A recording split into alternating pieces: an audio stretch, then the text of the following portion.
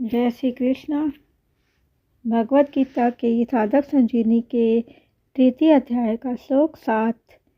यस्त्व इंद्रियाणि मनसा नियम्य रभते अर्जुन कर्मेन्द्रिया कर्मयोग सक्तः स विशिष्यते। इसका अर्थ है, परंतु हे अर्जुन, जो मनुष्य मन से इंद्रियों पर नियंत्रण करके आसक्ति रहित होकर निष्काम भाव से इंद्रियों के द्वारा कर्मयोग का आचरण करता है, वही श्रेष्ठ है। विस्तृत व्याख्या देखेंगे। तू शब्द आया है यहाँ अनासक्त होकर कर्म करने वाले को मिथ्याचारी की अपेक्षा ही नहीं, प्रत्युत सांख्य योगी की अपेक्षा भी श्रेष्ठ बताने की दृष्टि से तू पद दिया है। अर्जुन शब्द का अर्थ होता है स्वच्छ। यह भगवान ने अर्जुन संबोधन का प्रयोग करके यह भाव दिखलाया कि तुम निर्मल अंतःकरण से युक्त हो, अतः तुम्हारे अंतःकरण में कर्तव्य कर्म विषय यह संदेह कैसे, अर्थात यह संदेह तुम्हारे में स्थिर नहीं रह सकता। यस्त्विन्द्रियाणि मनसा नियम्य, यहाँ मनसा पद संपूर्ण अंतःकरण यानी कि मन, बुद्धि, चित्त और अहंकार का वाचक है, और इंद्रियाणि पद कर्मेन्द्रिय पद की तरह ही 10 इंद्रियों का वाचक है। मन से इंद्रियों को वश में करने का तात्पर्य है कि विवेकवती बुद्धि के द्वारा मन और इंद्रियों से स्वयं का कोई संबंध नहीं है, ऐसा अनुभव करना। मन से इंद्रियों का नियमन करने पर इंद्रियों का अपना स्वतंत्र आग्रह नहीं रहता, अर्थात उनको जहाँ लगाना चाहे वहीं वे लग जाती है, और जहाँ उनको हटाना चाहे वहाँ से वे हट जाती है। इंद्रियां वश में तभी होती है जब उनके साथ ममता यानी कि मेरापन का सर्वथा भाव हो जाता है। कर्मयोगी के लिए इंद्रियों को वश में करने की बात आई है। सर्व कर्म फल त्यागम ततः कुरु यतात्मवान, तात्पर्य है कि वश में की हुई इंद्रियों के द्वारा ही कर्मयोग का आचरण होता है।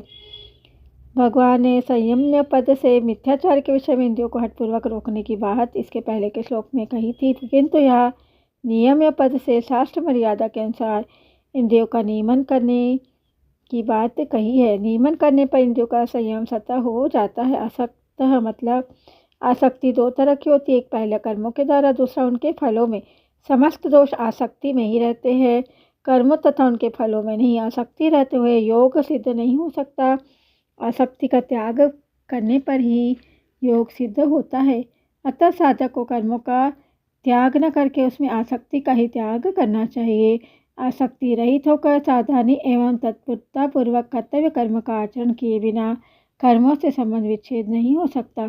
साधक आसक्ति रहित तभी हो सकता है जब वह शरीर, इंद्रियां, मन, बुद्धि को मेरी अथवा मेरे लिए न मानकर केवल संसार और संसार के लिए ही मानकर संसार के हित के लिए तत्परता पूर्वक कर्तव्य कर्म का आचरण करने में लग जाए। जब वह अपने लिए कोई कर्म न करके केवल दूसरों के हित के लिए संपूर्ण कर्म करता है, तब उसकी अपनी फलासक्ति स्वतः मिट जाती है। कर्मेंद्रियों से होने वाली साधारण क्रियाओं से लेकर चिंतन तथा समाधि तक की समस्त क्रियाओं का हमारे स्वरूप के साथ कुछ भी संबंध नहीं है, परंतु स्वरूप से अनासक्त होते हुए भी यह जीवात्मा स्वयं आसक्ति करके संसार से अपना संबंध जोड़ लेता है। कर्मयोगी की वास्तविक महिमा आसक्ति रहित होने में ही है। कर्मों से प्राप्त होने वाले किसी भी फल को न चाहना, अर्थात उससे सर्वथा संग हो जाना ही आसक्ति रहित होना है। साधारण मनुष्य तो अपनी कामना की सिद्धि के लिए ही किसी कार्य में प्रवृत्त होता है, परंतु साधक आसक्ति के त्याग का उद्देश्य लेकर ही किसी कार्य में प्रवृत्त होता है। ऐसे साधक को यह आसक्त कहा गया है। जब ज्ञान योगी और कर्मयोगी दोनों ही फल इच्छा और आसक्ति का त्याग करते, तब ज्ञान योग की अपेक्षा कर्मयोग अधिक सुगम सिद्ध होता है, कारण कि कर्मयोगी को फिर किसी अन्य साधन की आवश्यकता नहीं रहती, जबकि ज्ञान योगी को देहाभिमान और क्रिया पदार्थ की आसक्ति मिटाने के लिए कर्मयोग की आवश्यकता रहती है। कर्मयोग में आसक्ति का त्याग मुख्य है, जिससे कर्मयोगी को समबुद्धि प्राप्त हो जाती है। इसलिए भगवान कहते हैं कि कर्मों का त्याग करने की आवश्यकता नहीं है, प्रत्युत आसक्ति रहित होकर कर्म करने की आवश्यकता है। कर्म का त्याग करना चाहिए या नहीं, यह देखना वस्तुतः गीता का सिद्धांत ही नहीं है। गीता के अनुसार कर्मों में आसक्ति ही त्याज है। कर्म योग में कर्म सदा दूसरों के हित के लिए होता है और योग अपने लिए होता है। अर्जुन कर्म को अपने लिए मानते हैं, इसलिए उन्हें युद्ध रूप कर्तव्य कर्म घोर दिख रहा है। इस पर भगवान यह स्पष्ट करते कि आसक्ति ही घोर होती है, कर्म नहीं। कर्मेंद्रिये कर्मयोगम आरभते। जैसे इसी श्लोक के प्रथम चरण में इंद्रियाणि पद का तात्पर्य 10 इंद्रियों से है, ऐसे या कर्मेंद्रियों पद को 10 इंद्रियों का वाचक समझना चाहिए। अगर कर्मेंद्रिय पद से हाथ, पैर, वाणी आदि को लिया जाए तो देखे सुने और मन से विचार किए बिना कर्म कैसे होंगे। अतः यहाँ सभी कर्णों अर्थात अंतःकरण बहिकरण को भी कर्मेंद्रिया माना गया है, क्योंकि इन सबसे कर्म होते हैं। जब कर्म अपने लिए न करके दूसरों के हित के लिए किया जाता है तब वह कर्मयोग कहलाता है। अपने लिए कर्म करने से अपना संबंध कर्म और कर्म फल के साथ हो जाता है, और अपने लिए कर्म न करने से दूसरों के लिए कर्म करने से कर्म और कर्म फल का संबंध दूसरों के साथ तथा परमात्मा का संबंध अपने साथ हो जाता है, जो कि सदा से है। इस प्रकार देश काल परिस्थिति आदि के अनुसार प्राप्त कर्तव्य कर्म को निस्वार्थ भाव से करना कर्मयोग का आरंभ है। कर्मयोगी साधक 2 तरह के होते। पहला, जिसके भीतर कर्म करने का वेग, आसक्ति, रुचि है तो है, पर अपना कल्याण करने की इच्छा मुख्य है। ऐसे साधक के लिए नए नए कर्म आरंभ करने की जरूरत नहीं है, उसके लिए केवल प्राप्त परिस्थिति का सदुपयोग करने की ही जरूरत है।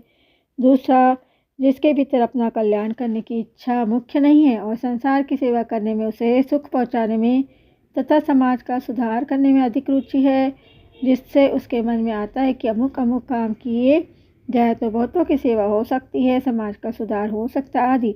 ऐसा साधक अगर नए नए कर्मों का आरंभ कर भी दे तो कोई हर्ज नहीं है। हाँ, नए कर्म का आरंभ केवल कर्म करने की आसक्ति मिटाने के लिए ही किया जाना चाहिए। गीता में भगवान ने अर्जुन के लिए प्राप्त परिस्थिति का सदुपयोग करने के लिए कहा है, क्योंकि अर्जुन में अपने कल्याण की इच्छा मुख्य थी। सविशिष्यते मतलब जो अपने स्वार्थ का, फल की आसक्ति का त्याग करके मात्र प्राणियों के हित के लिए कर्म करता है, वह श्रेष्ठ है। कारण कि उसकी मात्र क्रिया का प्रभाव संसार की तरफ हो जाने से उसमें स्वतः असंगता आ जाती है। साधक का जब अपना कल्याण करने का विचार होता है तब वह कर्म को साधन में विघ्न समझकर उनसे उपराम होना चाहता है, परंतु वास्तव में कर्म करना दोष नहीं है, प्रत्युत कर्मों में सकाम भाव ही दोष है। अतः भगवान कहते हैं कि बाहर से इंद्रियों का संयम करके भीतर से विषयों का चिंतन करने वाले मिथ्याचारी पुरुष की अपेक्षा आसक्ति रहित होकर दूसरों के हित के लिए कर्म करने वाला श्रेष्ठ है। वास्तव में मिथ्याचारी पुरुष की अपेक्षा स्वर्ग आदि की प्राप्ति के लिए सकाम भावपूर्वक कर्म करने वाला भी श्रेष्ठ है। फिर दूसरों के कल्याण के लिए निष्काम भावपूर्वक कर्म करने वाला कर्मयोगी श्रेष्ठ है। इसमें तो कहना ही क्या है।